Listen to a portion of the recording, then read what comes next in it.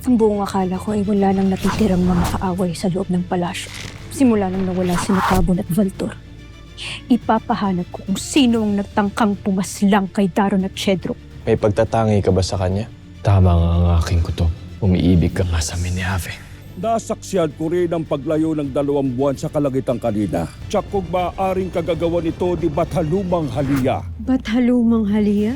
Siya ang bataluman ng 2 buwan, anak. Tiga. Bandi Evie!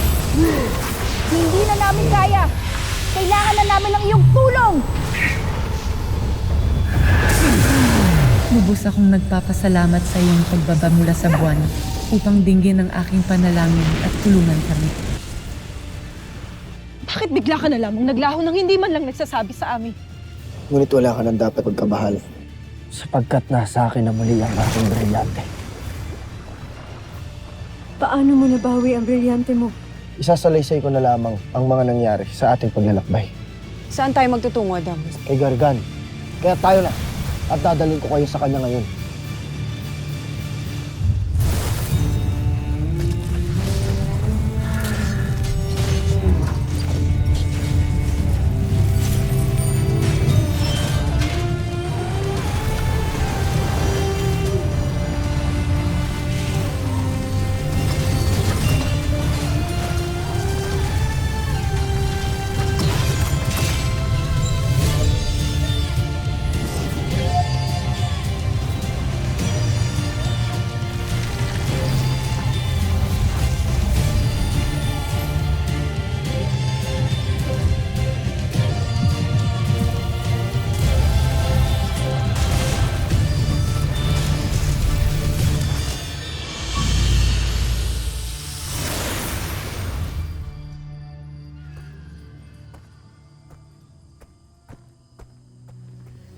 Nasaan ang kinamumuhian nating bathala?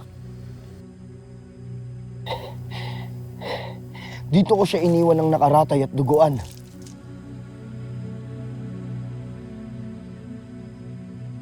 Ang kasumpasong pagdugo ng bathala. Bakit siya duguan, Adamus?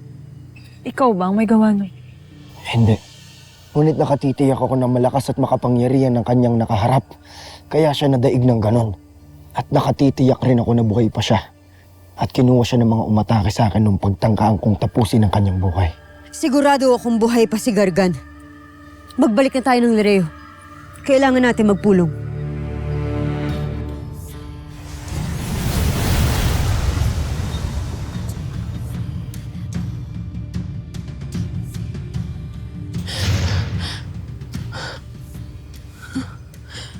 Bakit hindi ko magawang mapalis sa aking kamay ang dugo ni Gargan?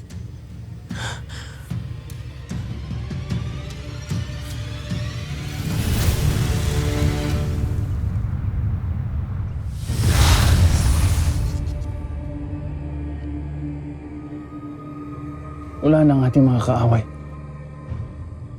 Ngunit wala na rin ang kahit na sino man sa ating alagad o kapanalig natin.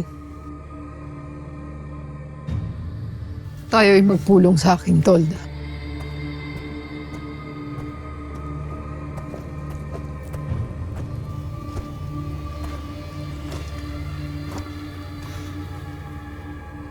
Ano ang nangyari sa bathala?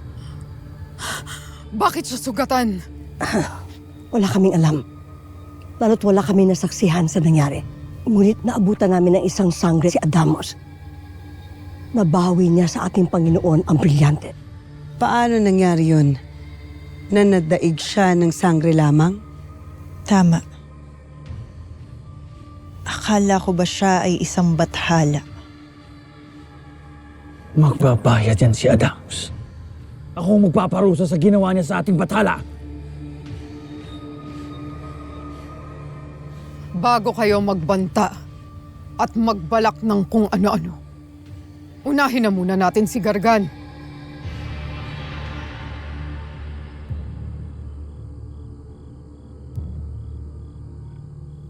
Hindi ako naniniwala na si Adamos lamang ang may kagagawan nito. Mayroon siyang nakalaban na higit na mas malakas na kapangyarihan. Ito ang may gawa nito. Lalo na't nagawa siyang sugatan.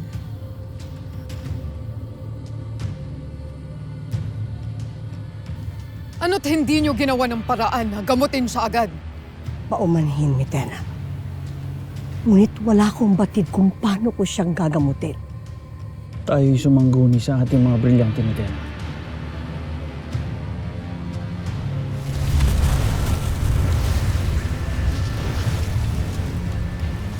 Mga itim na brilyante. Aming hinihingi ang iyong tulong upang pagalingin si Gargan, ang bathalang tunay mong tagapangalaga.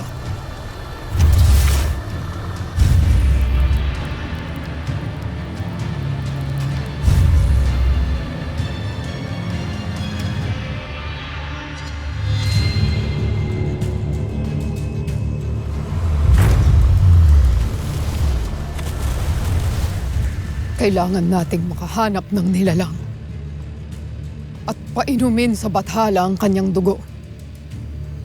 Iyon ang magpapagaling kay Gargan. At sino naman ang ating iaalay? Ako na maghahanap ng ating alay. Ngunit baka mahuli na ang lahat kung maghahanap ka pa ng iaalay. Bakit hindi na lamang isa sa dalawang sapiryan na ito? O hindi kaya ang mortal na ito? Bakit ako? Porket tao, isa-sacrifice mo na. Tama si Agani. Nararapat lamang na isa sa atin ang mag-alay. Kaya magpaalam ka na. Hindi. Hindi ako.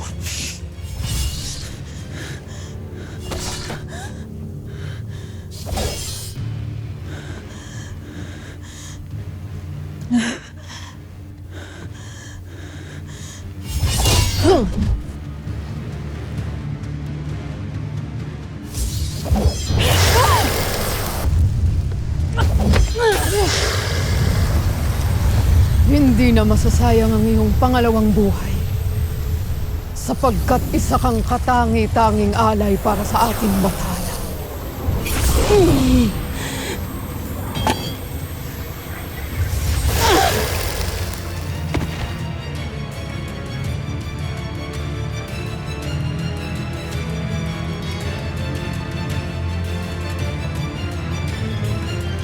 Punuin ng dugo ang kupitang ito at painumin agad kay Gargan.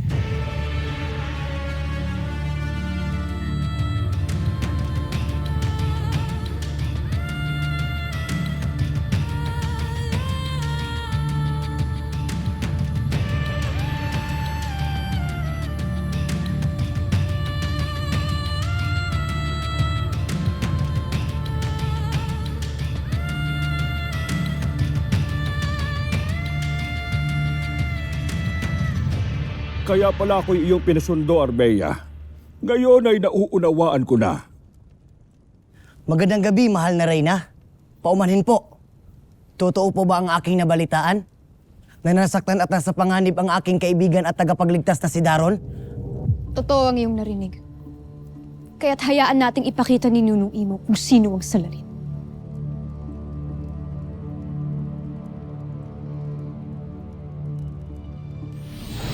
Aking balintataw, ipamalas sa aming lahat ang mukha ng nilalang na nagtangka sa mga minayabing lingkod ng Hara ng Sapiro.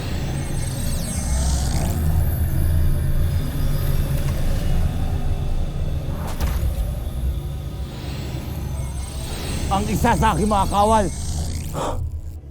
Mahal Lara, ipag-utos ninyo sa akin na ako mismo ang maghanap at magparusa sa taksil. Gawin mo ang nararapat, Vicus. Masusunod, mahal Lara.